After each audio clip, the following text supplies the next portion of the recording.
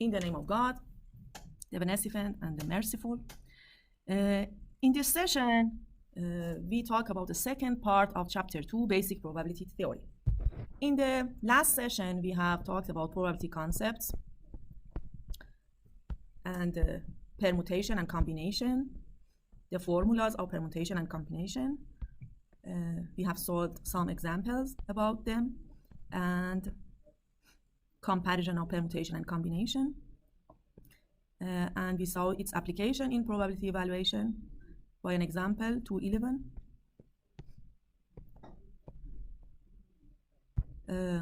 In the next part, we saw practical engineering concepts about permutation and combination.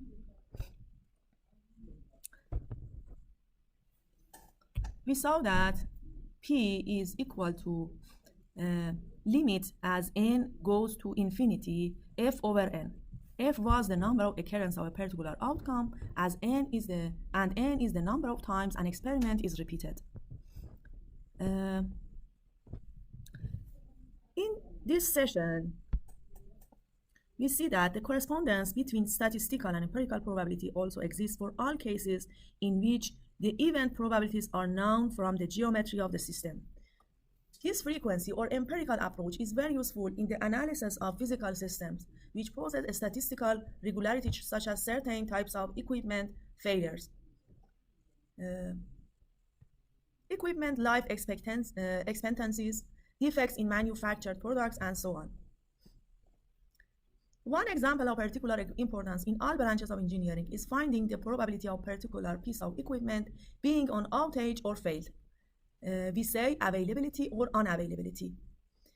Unavailability means the time an equipment is on outage or failure over the total time. Total time is the time on outage plus operating time. And availability is 1 minus unavailability. Is the time, is the operating time over the total time. For example, how many times in a year an equipment is working over 1 year. 1 year is, for example, 365 days and 24 hours in each day. We say, for example, special equipment have been 2 hours in failure.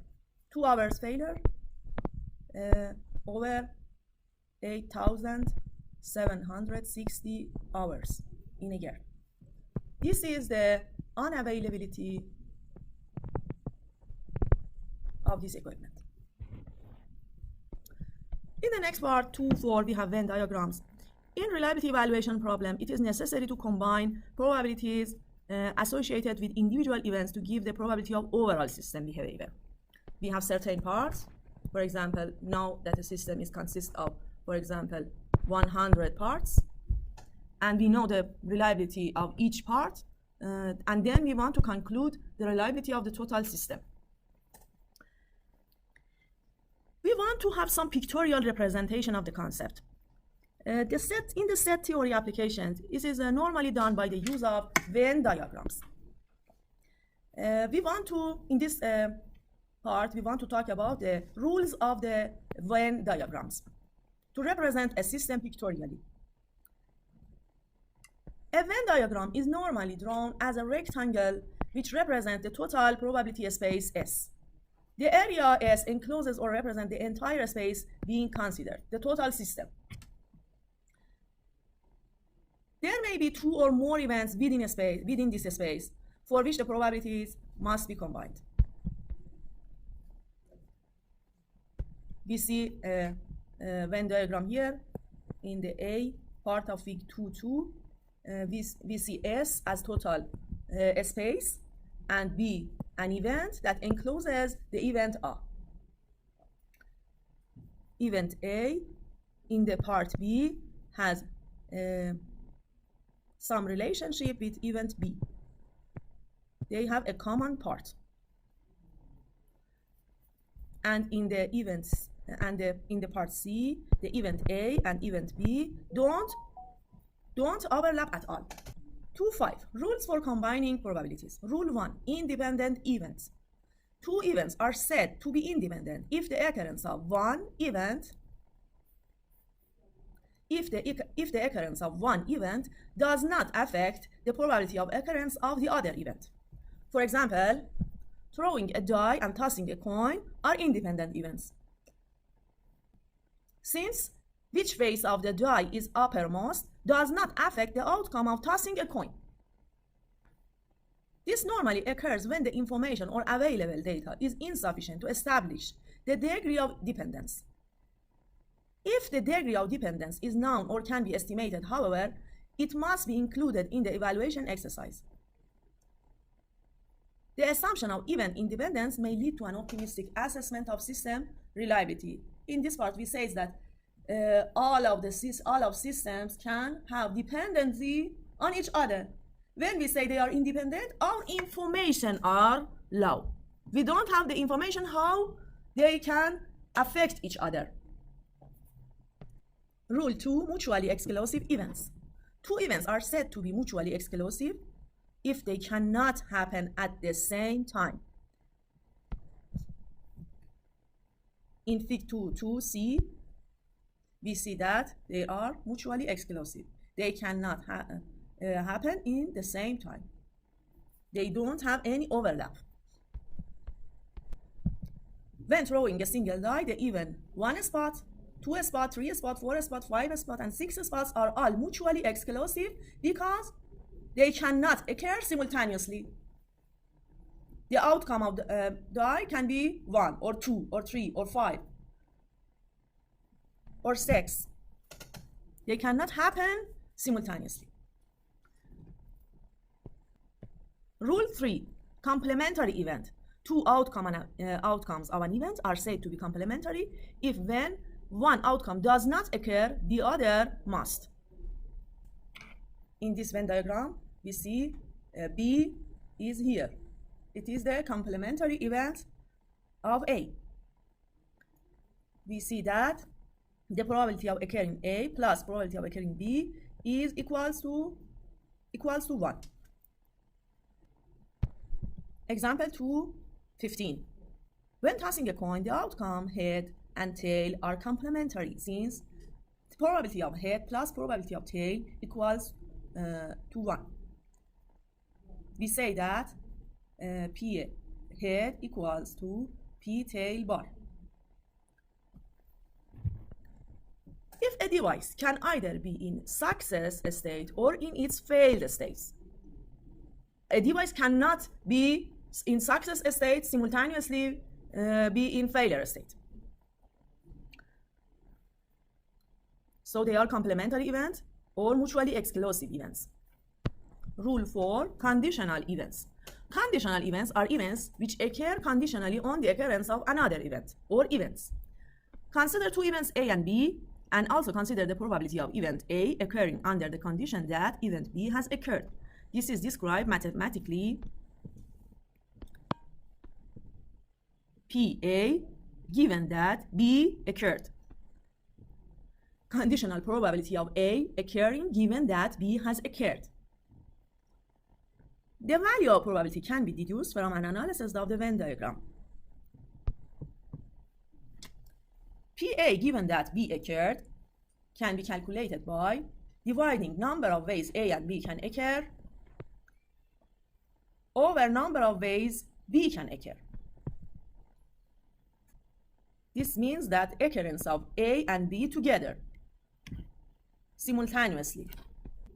For example, we want to calculate the probability of A intersection with B.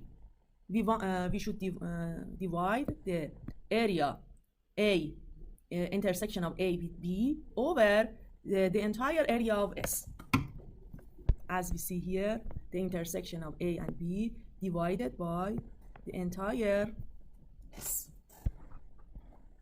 Probability of A given that B occurs is the probability of A intersection with B over probability of B, and the probability of B given that A occurs equals to PA intersection with B over PA.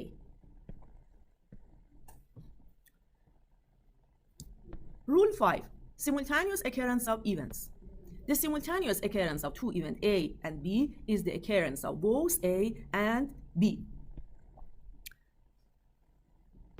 Mathematically, it is known as the intersection of the two events and is represented as A intersection with B, or A and B, or AB. In this rule, there are two cases to consider. The first is when the two events are independent, and the second is when they are dependent. So we see in figure 2.4, A and B intersection.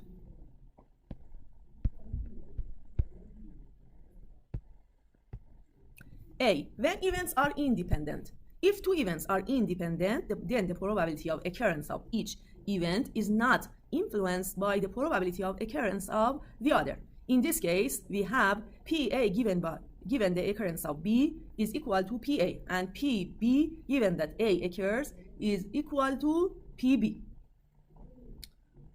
So the conditional probability can be omitted. Therefore, from equation 2.8, the probability that they both occur is equal to PA intersection with B is equal to PA cross PB, PA multiplied by PB. Equation 2.8. PA intersection with B is equal to, as we have PA given, B occurs is equal to PA, we can substitute it with PA, and we have PB can be multiplied here. So we have PA intersection with B is equal to PA multiplied by PB. This equation can be written in a general form when we have an independent event. The principle can be extended to PA1 intersection with A2 intersection with AI intersection with AN equals to PI from 1 to N PAI. Example 2.16. An engineer selects two components A and B. The probability that component A is good is 9/10, and the probability that component B is good is 90%. Therefore, the probability of both components being good is PA good intersection with B good. So because they are independent, PA good can be multiplied with PB good. So we have the answer is 855 thousandths.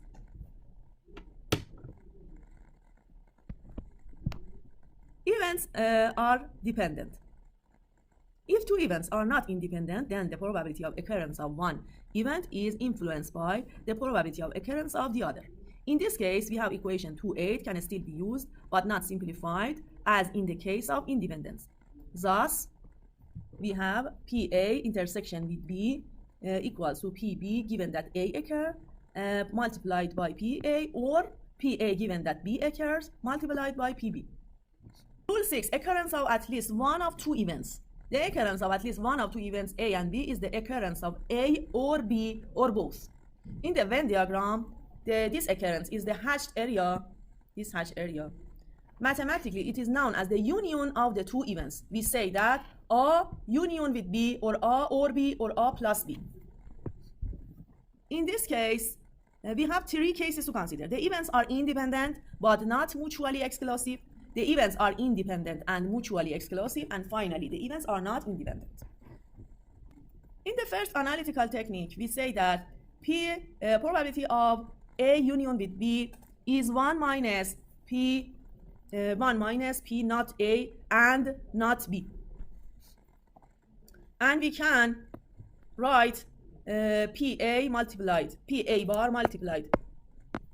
with PB bar, and we write 1 minus PA for PA bar and 1 minus PB for P bar. And we can write PA plus PB minus PA multiplied PB. This is the formula for calculating union of A and B, the probability of union of A and B. Example 2.18. The probability that component A or component B or both is good. PA is good union with B good. PA good plus PB good minus PA good multiplied by PB good. We have 0.9 plus 0.95 minus 0.9 multiplied by 0.95. We have 0.995. Events are independent and mutually exclusive.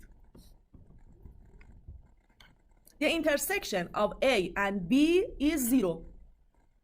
PA multiplied by PB must be 0. So we have PA plus PB. In the Venn diagram, when we don't have any intersection of A and B.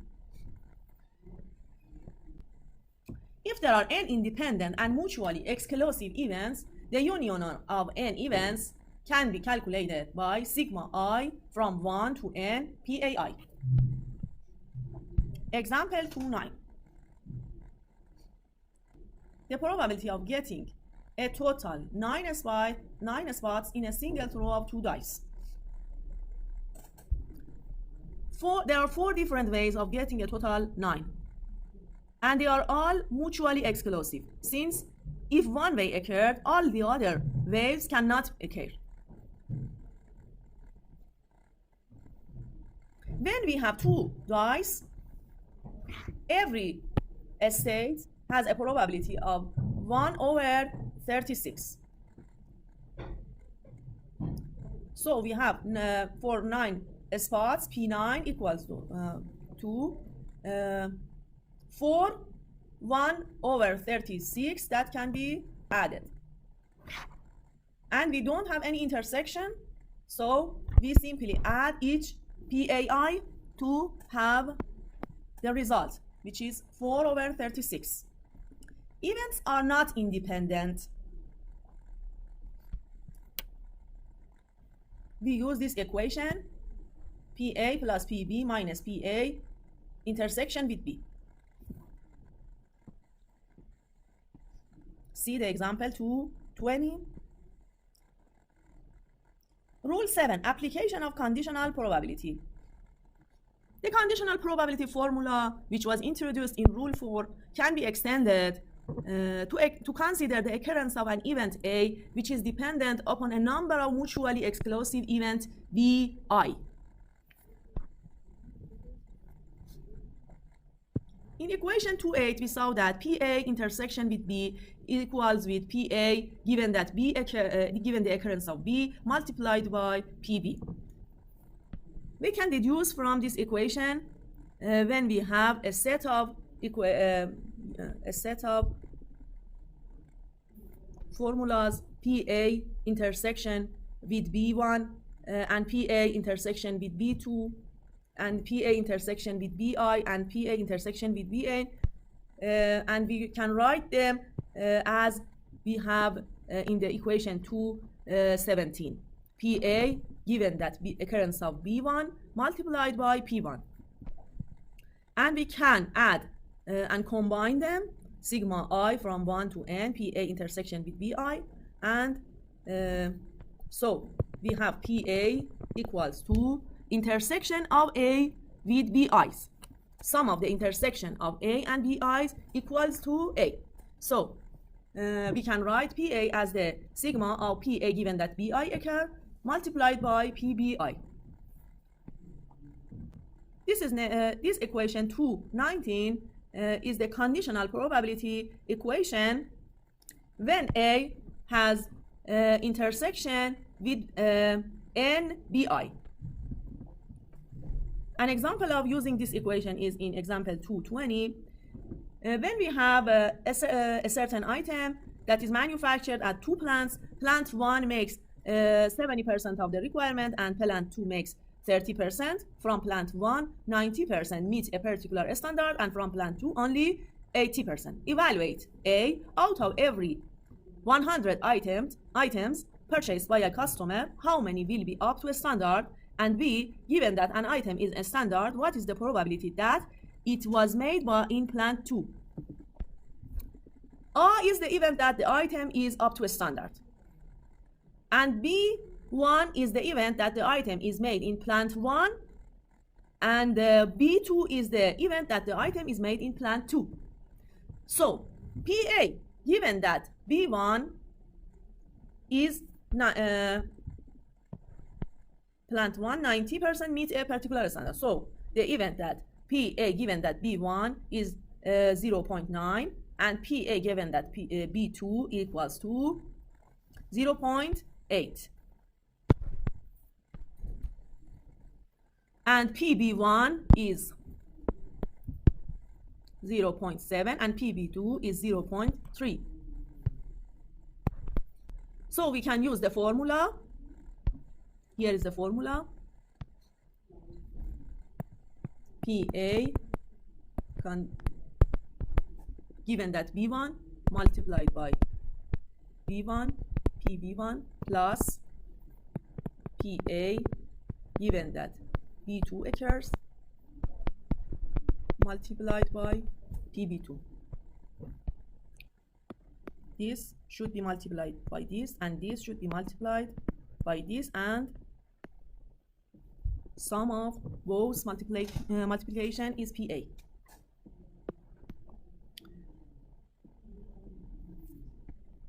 If the customer purchases 100 items, 87 items will be a standard. In B, we have the probability that the item comes from plant 2, given that it was a standard.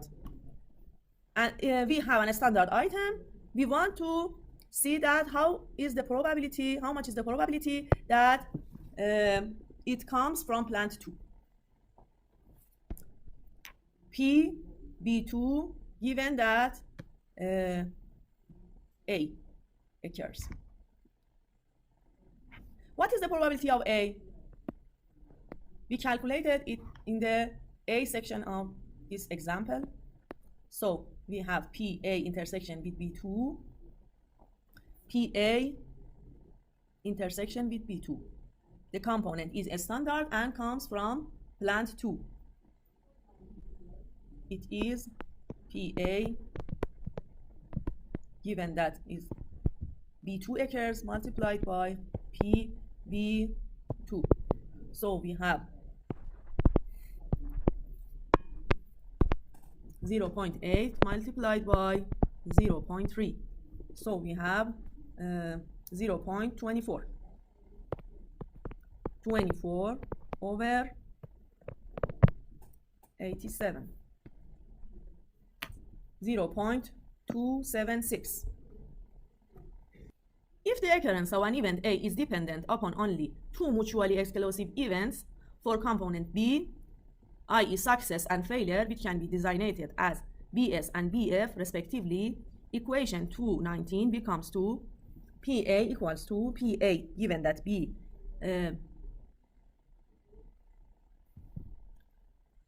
success of B and the probability of success multiplied by probability of success of B, and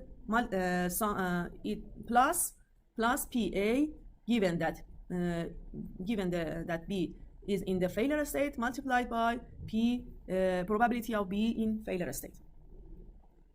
In reliability evaluation, the object of the analysis is usually to estimate the probability of system failure or success. The equation 220 can be written as P system failure. We have the complementary situation P system success. Both are calculated by multiplication of P system failure given B is good multiplied by P B is good plus P system failure given B is bad multiplied by P B is bad. And P system success can be calculated by P system success given B is good multiplied by P B is good plus P system success given B is bad multiplied by P B is bad. This equation has many useful applications in reliability evaluation. Consider a system in example 222. A system containing two components A and B, and assume that the system fails only if both A and B fail. Deduce the probability of system failure if QA and QB are the probability of failure of their respective components. We use the conditional probability formulas. P system failure is equal to P system failure given that B good multiplied by P B good. The P B good can be written as 1 minus QB plus P system failure given that B is bad multiplied by PB bad. PB bad is QB. So we have P system failure given that B is good. What is the probability of system failure given that B is good? 0, because we say that the system fails only if both A and B fail. And when B is good, we cannot have any failure. So the probability of failure is 0. And P is system failure given that B is bad. When B is bad, the A should be in bad state when we want to have a failure in system. So P system failure will be QA. P system failure that given that B is bad will be QA. And it should be multiplied by QB. So P system failure will be QA multiplied by QB. The same result could have been obtained from equation 2.9. P system failure equals to P, as we say, both should have failure. So we should multiply PA fails by PB fails, as they are independent. Two components are considered independent. So we can multiply the probability of each failure to have the probability of both of them, which is QA multiplied by QB, and it is the probability of system failure because both should occur to result in system failure. In the next session, we will talk about probability distributions.